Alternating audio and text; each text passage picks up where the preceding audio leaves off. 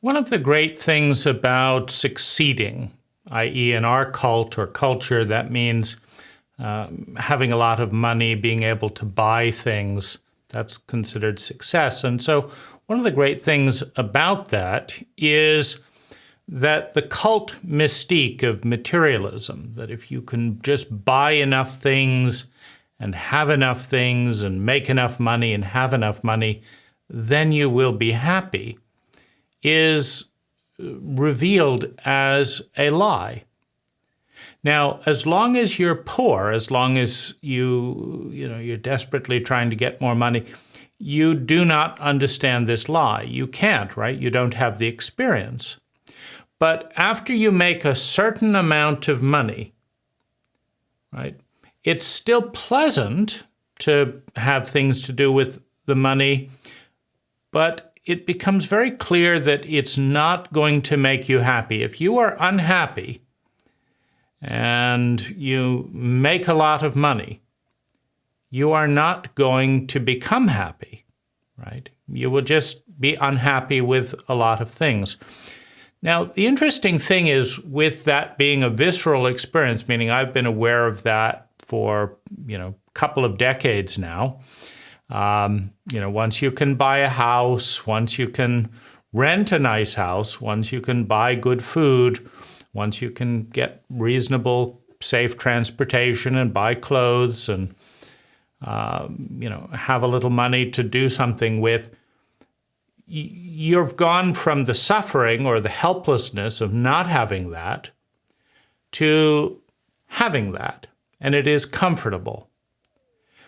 But once you get comfortable, one of the things that happens is that psychological stresses, pains, trauma, loneliness, shame, guilt, things from the past that were pushed down because of the frantic drive to survive, like when you don't have a house, when you don't have any money in a capitalist cult or culture, you feel like, the world's going to come to an end. Now, when you feel like the world is going to come to an end and you're rushing around madly in that rat race, you don't have any time to think about shame. You don't have any time to think about guilt and, trauma and, dread and things like that. You don't have much time to be depressed. You've got to go out and do things, right? But once you are at a comfortable level, that drive, that adrenaline is no longer pumping you forward, right? And so those feelings that are created in a traumatically illiterate culture that knows how to traumatize its children and people, but doesn't know how to heal that trauma, those traumas begin to come to the surface. Why? Because there's calm waters, so they come up. And there's no distraction. Right? When you've got to make rent payment, right? That's a big distraction. It's a big addiction, right? You've got to rush around and do this. So you can ignore those quiet, consistent, chronic voices of pain, of loneliness, of depression. As soon as you're comfortable, though, those voices say, okay, now it's my time to be heard. So you have the exact opposite experience. Not only does money not solve all your problems and make you feel better, money solves the outer problems, thus reducing the amount of adrenaline that is necessary. And then you feel worse, not because there are new problems, but because the culture in its addictive rat race is designed to continually attack, minimize, avoid what it feels by keeping busy. And its favorite way to keep busy is making money and spending money, right? So as long as you're doing that, right, you can avoid what's actually going on inside. As soon as you have enough, there's no basis to avoid that in any addictive sense. So sorrows, pains, depression, confusion, I don't feel that great. Those feelings start to come up. Now, they come up, they're not produced by having money, and they're not produced by not having money. Money is, in fact, irrelevant to those, except that the adrenaline around survival is a good diversion, right? You know, in a traumatically illiterate culture that produces trauma, the trauma of shame, the trauma of loneliness, the trauma of violence, right?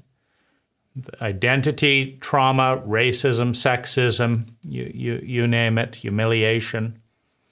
In a culture that has large amounts of abuses of power, whether it's 5% of pedophilic priests or corrupt governments or, you know, abusive and corrupt spouses or bosses, there will be trauma, there will be pain, there will be grief there that is baked into the body. And trauma, despite the protestations of a traumatically illiterate cult, does not fade with time. It waits to be resolved.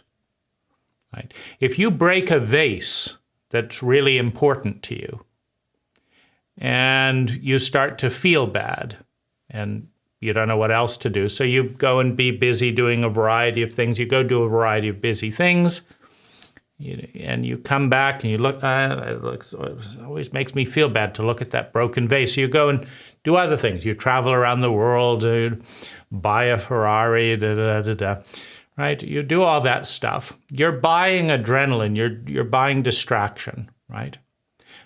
But every time you come back to the vase, right, time does not heal all wounds. Time does not heal trauma or PTSD, right? And we have a cult that produces both in large quantities on a daily basis, but we don't have a cult that repairs that. Right? So at the end of the day, at the end of your hookup, at the end of your shopping spree, at the end of your gambling, at the end of your drinking, at the end of your work-a-day, workaholism, compulsion, at the end of your video game, the vase is still broken. Right? Oh, I don't have time for that, you say when you're in your 20s. I got to make rent and this and that. So think of achieving, security of survival is a good way to put it. You've got enough money. You're not going to be on the street anytime soon. You've got enough food. You've got enough clothes. You've got a car. Right? Maybe you've got 1,000 or so in the bank. Hopefully more, but you've got enough. And now the vase is there. The vase that got broken, 5 years old, 6 years old, that trust that got broken, that pain, that betrayal, it's still there. Now, in a psychologically literate culture, no one would expect the vase to put itself back together again. No one would expect you to get the value from a broken vase, right? That's a $10,000 vase, and of course, trust or innocence, etc. These are $100,000 psychological treasures, right? When they're broken, right? The vase loses value, right? It's incredibly painful to look at, to reflect on, to remember. And most importantly, it does not heal. The vase in 1,000 years is never going to put itself back together again. Right? And burying the vase, right, so that you don't have to look at it, that's fine, but you still don't have the vase. Right? Drinking, the vase is still there, right? And so there are sorrows, there are griefs in life, right, that are caused in a few moments here and there, a slap of the face, a curse, a shaming, humiliating comment, this and that, and parts of us remain broken, fragile, shattered, lonely, hurting. and not knowing what to do with those feelings, because that would take a traumatically literate culture, a psychologically literate culture, to actually tell you what to do with that vase, how to put it back together with super glue, right? How to commission a new vase, how to do a variety of things. But in our cult, we leave the vase on the ground and go and distract ourselves for an indefinite amount of time, and then feel dread going back to our own house because the vase is still there, right? That's what idiots do, right? And it's not the fault of the idiots, right? Idiotic cultures raise idiotic people who do idiotic things, and this is what we do. So not only does, money not heal the vase,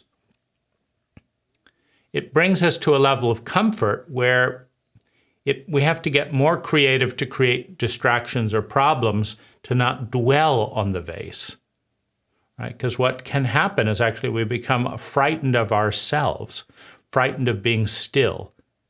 Because every time we look inside, there's that vase, and it just has this horrible feeling around it. And we've been running, and it doesn't get any better, right?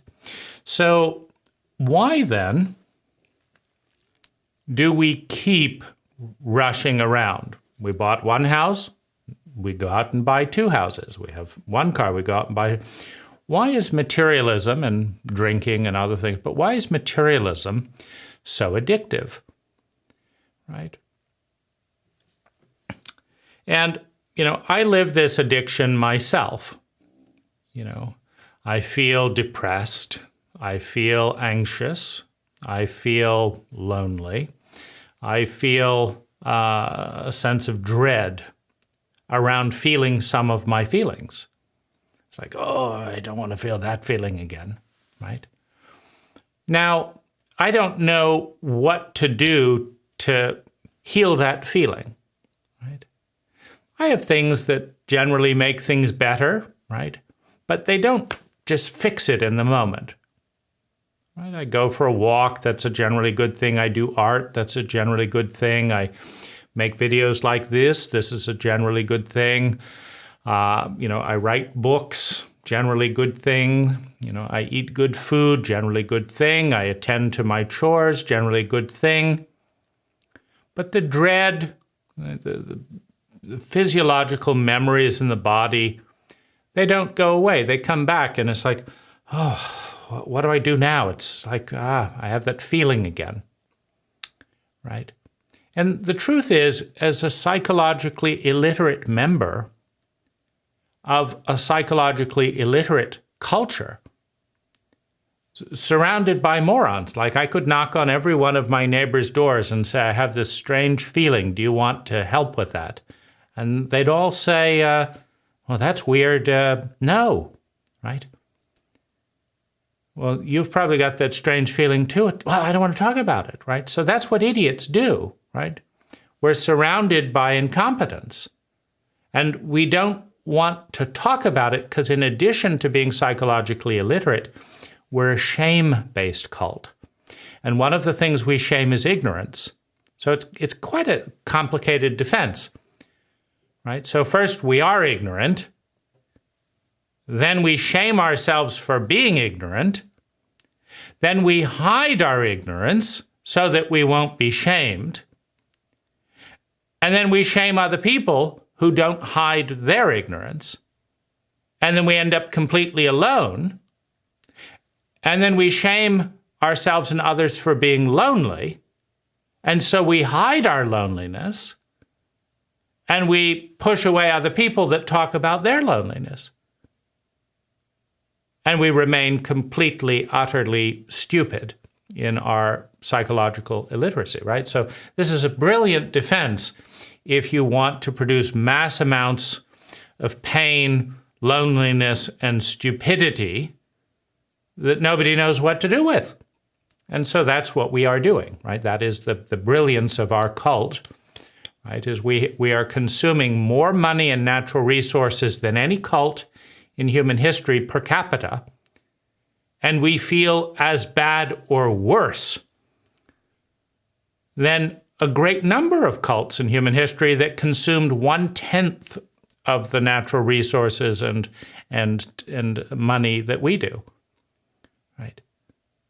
There are thousands of years of peasantry, of hunter-gatherers that were more emotionally and psychologically literate than we are, right? Because they used dance, they used circling, they had small, intimate relationships with their community, they had mythology, they had storytelling to help understand every feeling, they had trance dance, they used medicinal, shamanic, psychedelic plants to connect with the larger vision, right? They meditated, they worked together, their life had meaning, their life had purpose, right? They were spending all their time in nature, they didn't have a mortgage.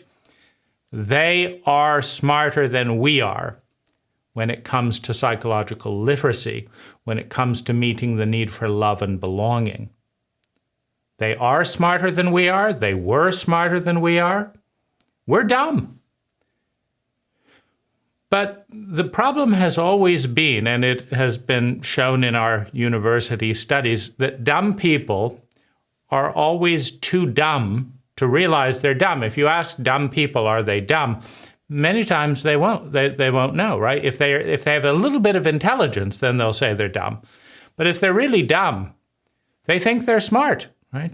Because they'd have to be a little bit intelligent to understand that they were dumb, right? So we're really, really dumb, so we think we're smart. We look at the iPad and, right, we make our teenagers more depressed than they were before with Facebook and this and that and the other, and then we give them a new iPad, right? We're dumb. Really, really, really dumb. We are dumber than perhaps 70% of all cults in human history in areas of intimate love and belonging, right? So we don't know what to do because we're dumb. And we're not asking what to do because we're dumb, right? Now, the cult is meanwhile selling lies, right? And we've been sold out by our cult, right? The cult of materialism asks for free stuff and says this is a good thing. There is no free stuff. Our media is paid for by advertisers, and it's the advertiser's job to lie in order to get us to buy things. So every day we get barraged with lies that say if only we had this car, we had this, then this beautiful woman in the ad would show up in our lives. That's the lie that the ad tells our body. We want the beautiful woman. We could give a shit about that, vehicle, whatever. But the lie is that this will lead to this. If you have more power, more this, more this, more that. The lie is that everything will be wonderful, right? Now, the lies are always there. And shopping is always an adrenaline rush, right? It's a movement of energy, right? So I'm depressed, I'm sad, I don't know what to do. But I can go on Amazon and for 20 minutes, I can lose myself in the addiction of choice. Now, have I helped my depression? Has the vase been put back together? Have I learned anything about trauma? Are my relationships closer? Have I resolved the fight with my father? No, I'm a fucking moron. I haven't done any of that. What I've done is for 20 minutes, I was able to escape the dread of my own feelings with a distraction, right, called shopping. And it just so happens that doing that coincides with the lies that all of the advertisers tell us throughout history, right? And so my body wants to do it because it's been lied to. My mind wants to do it because it takes my mind off of the stuff that I don't know what to do about. I don't know what to do about dread. I do know how to comparison shop, right? And so the addiction is that which distracts you from something you can't face because you don't know what you're doing. It distracts from that, but doesn't solve the problem, which means that as soon as you've bought something and 5 minutes later you're back in that feeling because it never solved the problem. And then what's the answer? Another drink, another purchase, right? If only I could live here, if only I could be in this house instead of this house, if only I could drive this car, right? The cult lies again and again, right? If only you had this shampoo, if only you wore that hat, if only you had this label on your jeans. Apparently a label on your jeans, according to the liars that advertise, is going to make the entire difference. All those feelings, just poof. Right? This is all you needed was it said Adidas, you needed to say Nike. That was the only thing you were missing, right? How does this make any sense? It doesn't make any sense. But that's the thing, right? Dumb cults don't make any sense. And they raise dumb people that don't know what to do. Right? So the key distinction is to understand that all compulsions, all addictions, are distractions from psychological states and physiological states that a psychological illiterate cult knows how to give to its people, but does not know how to take back, does not know how to mend, right? My cult does not know how to mend the dread in my body that was given to me at 6 years old. It doesn't know how to mend it, right? It knows how to shame the feeling. It knows how to tell me to move on from the feeling. It knows how to tell me to go to therapy that doesn't do anything with the feeling, right? It knows how to tell me that if I buy this, and this, the feeling will go away. And then when that's not true, you don't get a refund. Knows how to do everything but solve the trauma it gave, right? What to do, right? So alcohol, cocaine, right? Sex, porn, video games, these are all very intense experiences that provide relief in the form of a distraction from a pain, from a grief, from a sorrow, from a terror, from a loneliness that our cult fails us by handing to us in large quantities. It gives these feelings to us, right? And then sets us up in a curriculum of institutions from cradle to grave, from kindergarten to middle school to high school to college to work, to healthcare, to government, to paying your taxes, cradle to grave from one institution to the next, without a single competent hour, a single hour of science-based traumatic literacy, right? And hundreds of hours of bullshit, of lies along the way, creating a more and more disintegrated, more and more splintered and factioned cult, with people listening to siloed media and lies from everything but what we actually need to know, right? And then the cult has the audacity to blame the individual for not getting their life together. It never was their life, right? Trauma and cultural illiteracy were planned and baked into the life before there was language. It never was their life to begin with. And whether or not an individual can work their way out of the maze of lies, of addictions, of grief, of sorrow, without getting further ensnared by all the shame, by all the labels that the cult throws on people that try to tell the truth. You know, someone wakes up to the hatred they feel towards their abuser. only to have that hatred shamed before it's even felt, and it goes numb again.